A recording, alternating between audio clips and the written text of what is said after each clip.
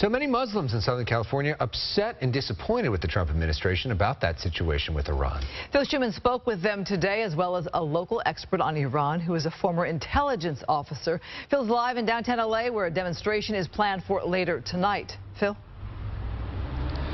Well, the Muslim American community here in Southern California, of course, one of many that are following events in Iran and Iraq very closely.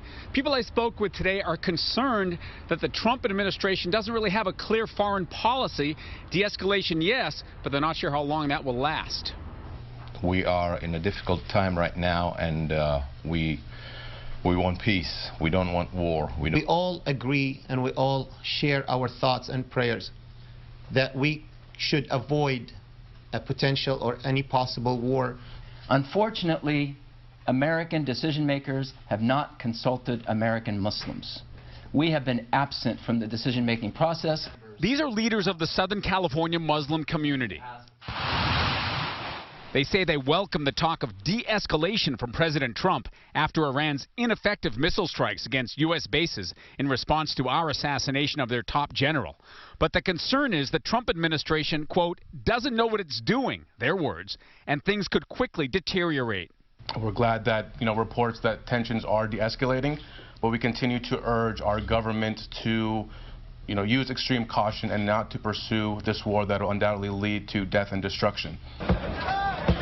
Death and destruction certainly one of many possibilities going forward, one which of course no one wants, according to experts like Heather Williams. It seems that we are de-escalating for the moment. I think that this confrontation is not over and will continue to kind of simmer and percolate over the next coming months. Williams, a former member of the intelligence community, has made a career out of studying Iran and the region. She now works for the RAND Corporation in Santa Monica.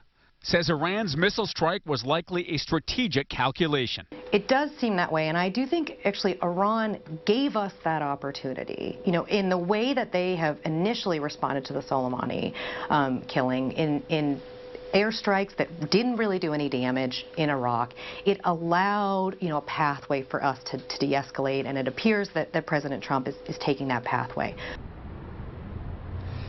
So essentially both the United States and Iran can claim victory both politically and militarily. But again, the question, what happens next? The Muslim American community wants to be part of the discussion. They say they have no direct access to the Trump administration.